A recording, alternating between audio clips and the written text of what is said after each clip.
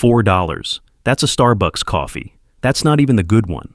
That's the basic drip. No milk, no sugar. Just black coffee and disappointment. Now imagine that's your entire day's budget. Food, transportation, toiletries, everything. Not for a week, not for a month, a full year, 365 days of $4. I know what you're thinking. That's impossible. Or maybe, okay, where did this guy live? A tent in the woods. Fair questions. I had the same ones before I did it. But here's the thing.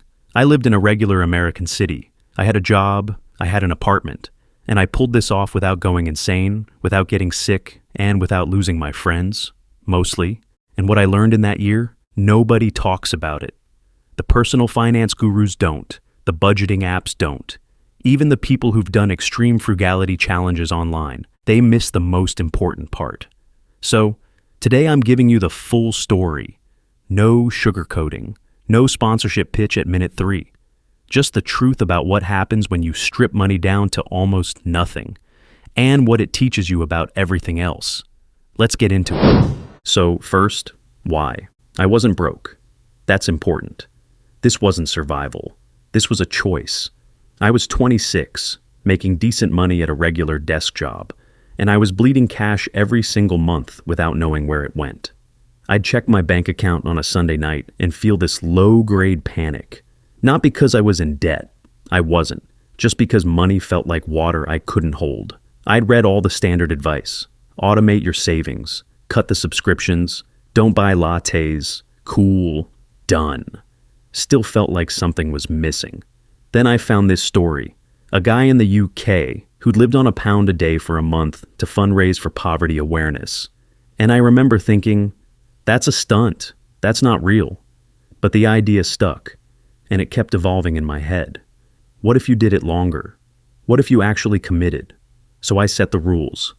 $4 a day, 1 year, everything counts. Food, toiletries, household supplies, entertainment. All of it comes out of the $4. The only exceptions, rent and utilities, because that's housing, not lifestyle. And work-related expenses my employer covered.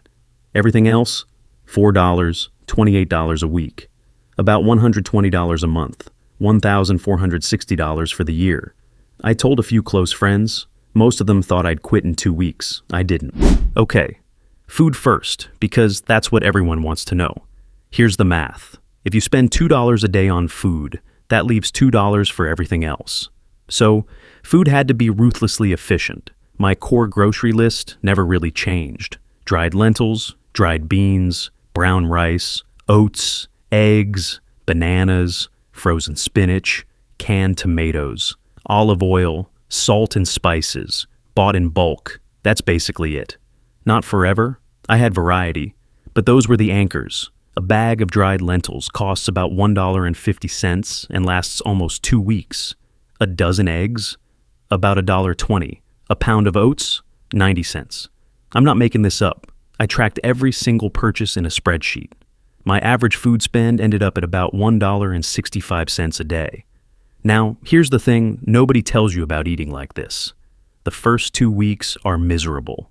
Your brain is addicted to food variety and convenience. You miss the ability to just decide at 6 p.m. what you want to eat.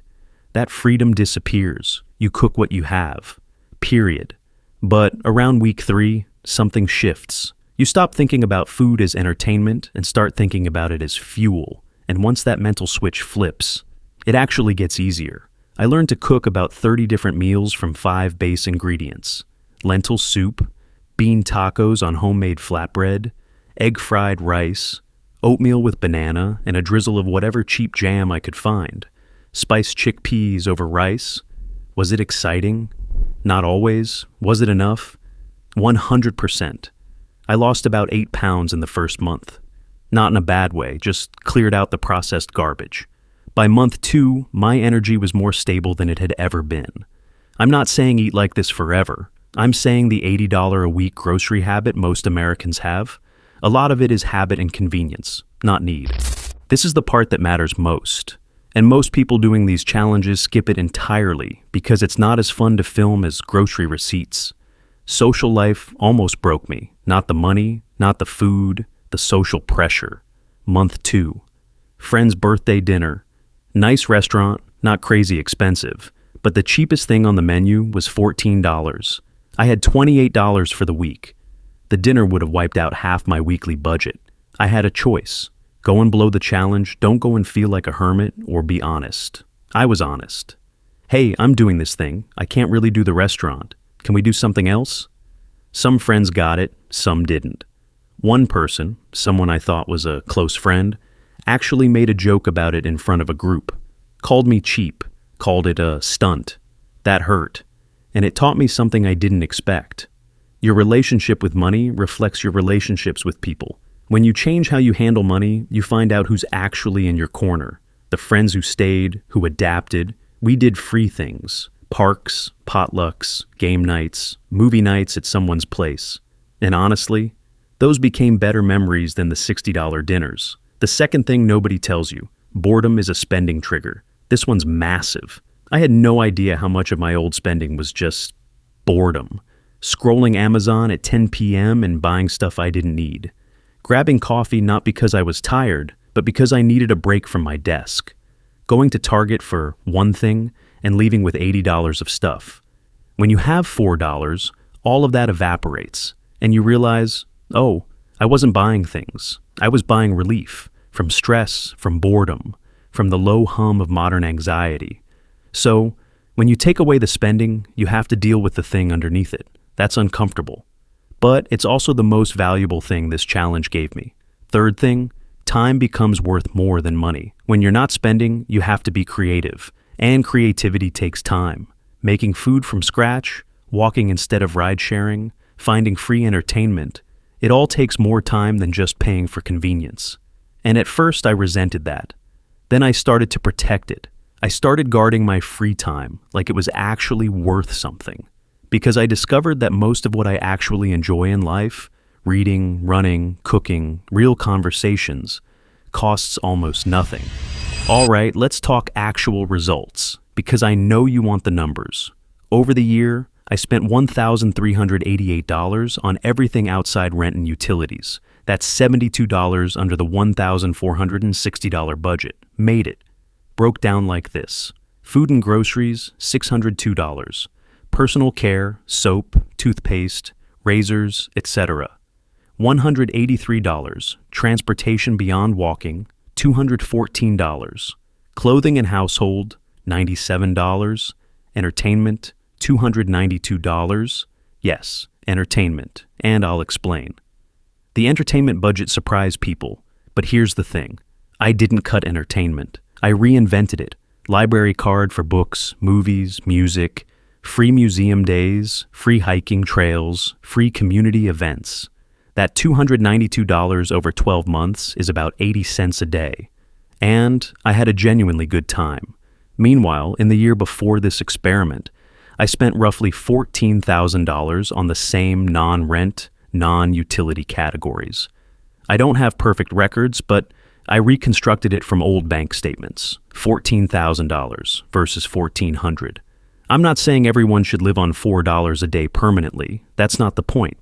But the gap between those two numbers, that's not about quality of life. That's about awareness. I wasn't 10 times happier spending 10 times more. I just wasn't paying attention. Here's what's different now, 2 years after the experiment ended. I don't eat out mindlessly anymore. Not because I can't, I absolutely can, but because I actually think about whether it's worth it. Turns out, a lot of the time it's not.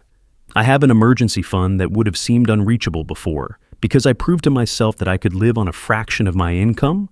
That knowledge makes saving feel real, not theoretical. I stopped using retail therapy, or at least I notice when I'm doing it. The boredom to spending pipeline got interrupted and I never fully rewired it back. And this one's weird to say out loud, but I feel less controlled by money. Not because I have more of it, though I do, but because I know what I actually need. And it's a lot less than I thought.